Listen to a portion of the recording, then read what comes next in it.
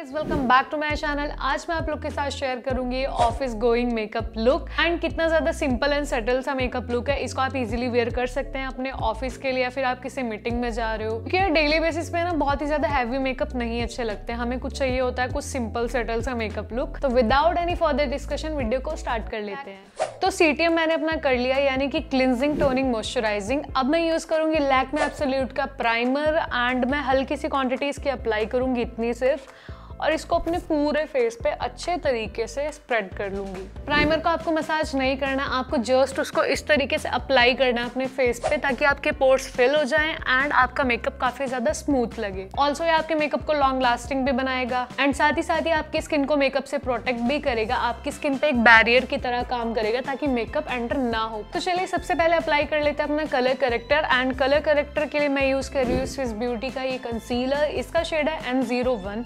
ये मेरी स्किन से थोड़ा सा डार्क है, जिससे हमारी पिगमेंटेशन बहुत ही अच्छे से कवर अप हो जाएगी। इसको आपको जस्ट अपने पिगमेंटेड एरियाज पे ही अप्लाई करना है। For example dark circle, mouth के अराउंड जो पिगमेंटेशन है या फिर थोड़े से डार्क स्पॉट्स हो आपके फेस पे, और फिर इसको कर लेना आपको ब्लेंड।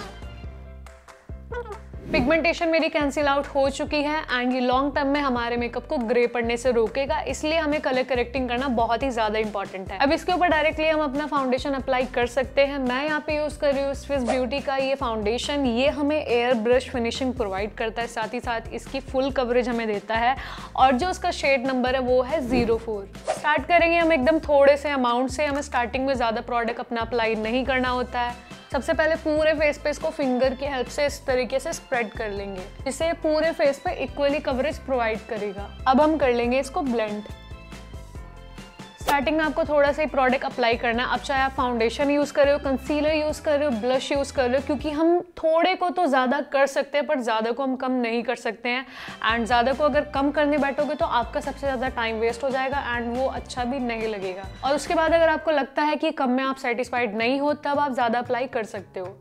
फॉर एग्जाम्पल मैंने फाउंडेशन एकदम थोड़ा सा लगाया था, but I am not satisfied with the coverage, तो मैं एक और लेयर इसकी अप्लाई करूंगी। इसको भी डॉट डॉट करके पूरे फेस पे स्प्रेड कर लेंगे। अब मुझे अपनी मनचाही कवरेज मिल चुकी है। अब डायरेक्टली हम अपना कंसीलर अप्लाई कर सकते हैं और इस बार जो हम कंसीलर अप्लाई करेंगे वो होगा हाईलाइटिंग के लिए। तो मैंने यहाँ पे लाइट कलर का कंसीलर लिया अपनी स्किन से, 2 से 3 टोन लाइट कंसीलर, एंड ये फॉरएवर 52 का कंसीलर है। इसका शेड नंबर बहुत ही ज्यादा लंबा है, तो इधर देख लो। एज आई टोल्ड यू, इसको हम हाइलाइटिंग के लिए यूज करते हैं, तो इसको हम अप्लाई करेंगे अपने पर्टिकुलर एरियाज पे। फॉर एग्जांपल फॉरहेड पे, अपनी अंडर आईज पे, bridge of the nose and chin. ये हमारे कुछ एरियाज होते हैं जिनको हमें हाईलाइटेड दिखाना होता है। आपको कोशिश करनी है जहाँ पे आपने प्रोडक्ट अप्लाई किया आपको उसको वहीं पे ब्लेंड करना है। अदरवाइज अगर वो पूरा फैल जाएगा, फाउंडेशन के साथ मिक्स हो जाएगा, तो उसका जो हाईलाइटिंग वाला पर्पस है ना वो खत्म हो जाएगा।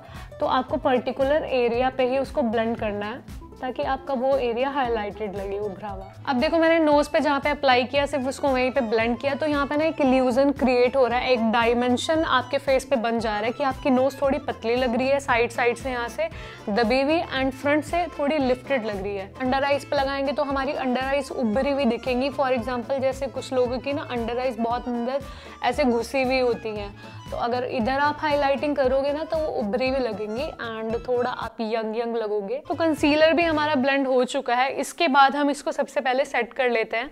सेट करने के लिए आप या तो कॉम्पैक्ट पाउडर यूज कर सकते हो या फिर आप यूज कर सकते हो लूज पाउडर। मैं यहाँ पे यूज कर रही हूँ मेबेलिन फिट मी का कॉम्पैक्ट पाउडर। इसका हमारा शेड है लाइट बेज। एक्स्ट्रा को ऑलवेज करना है आपको डस्ट ऑफ। सबसे पहले आपको अपनी अंडर आईज को सेट करना है, बिकॉज ये वाला एक ऐसा पार्ट है ना कि यहाँ पे आपकी क्रीज वाली प्रॉब्लम बहुत ज्यादा होती है।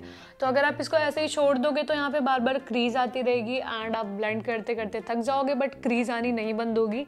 तो सबसे पहले इसको सेट करो और अपने काम से फ्री हो जाओ।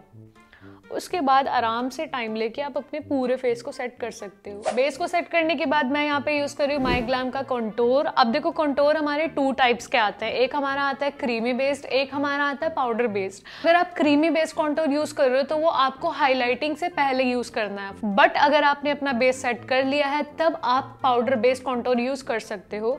तो मैंने अभी अपना बेस सेट कर लिया तो मैं इसको यूज करूंगी। कॉन्टोरिंग हमारे फेस पे एक इल्यूजन क्रिएट करती है एंड साथ ही साथ आपके फेस को एक डायमेंशन प्रोवाइड करती है, क्योंकि फाउंडेशन लगाने के बाद क्या होता है आपका फेस है ना फ्लैट लगने लगता है एंड साथ ही साथ आपके मेकअप को ये बहुत ही ज़्यादा प्रोफेशनल भी बनाता है। अब मैं अप्लाई करूँगी अपना ब्लश एंड ब्लश के लिए मैं यूज़ कर रही हूँ अपनी आई शेडो पैलेट में से ये वाला शेड। ब्लश को आपको ऐसे पीछे से लगाना स्टार्ट करना है एंड डैब डैब करके इस तरीके से पहले अप्लाई करना है एंड उसके बाद जो प्रोडक्ट आपके ब्रश में बचता है उसको ब्लेंड करते हुए आगे ले आना है। इससे क्या होता है, अगर बाई एनी चांस आपने गलती से ज़्यादा ब्लश पिक कर लिया है तो अगर आप उसको पीछे से अप्लाई करना स्टार्ट कर रहे हैं तो अगर ज़्यादा लग भी गया तो आपकी इस साइड पे विजिबल होगा, फ्रंट पे कभी भी ज़्यादा ब्लश आने के चांसेस नहीं होंगे, क्योंकि नॉर्मली लोग हमारी फ्रंट साइड को ही ज़्यादा ऑब्जर्व करते हैं, साइड पे कोई इतना ध्यान नहीं देता है। अब हम फिल कर लेते हैं अपने आईब्रोज को।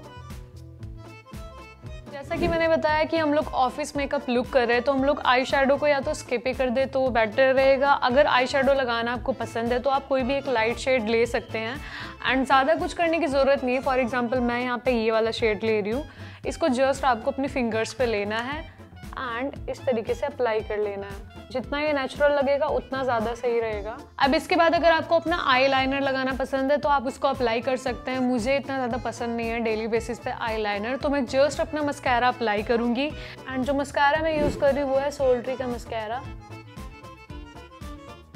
अपने फेस को थोड़ा ग्लॉसी बनाने के लिए मैं यूज़ कर रही हूँ हाइलाइटर। यहाँ पे मैं यूज़ कर रही हूँ हिलेरी रोहडे का हाइलाइटर। अगर आपको ग्लॉसीनेस नहीं पसंद है, आपके फेस के ऊपर हल्का सा ग्लो नहीं पसंद है, मैट फिनिश आपको पसंद है, तो आप इसको स्किप कर सकते हैं। एंड डेली बेसिस का मेकअप है तो ज़्यादा हाइलाइटर नहीं अप्लाई करना है, एकदम थोड़ी सी quantity.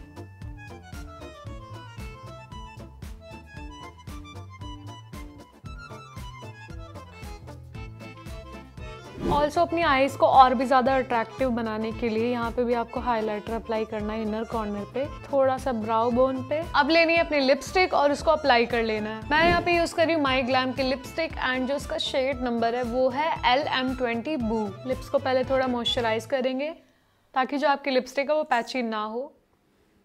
So this is the final look guys and I hope आपको ये ऑफिस मेकअप लुक पसंद आया होगा एंड आप अपने ऑफिस में ये सिंपल सटल सा मेकअप लुक करके जा सकते हैं। काफ़ी ज़्यादा नेचुरल भी लग रहा है, बहुत ही ज़्यादा हैवी नहीं है। तो वीडियो अगर पसंद आई हो तो वीडियो को लाइक ज़रूर कर देना, चैनल को मेरे सब्सक्राइब कर देना। मिलते हैं हमारे नेक्स्ट वीडियो में, तब तक के लिए bye bye and please please please take care and stay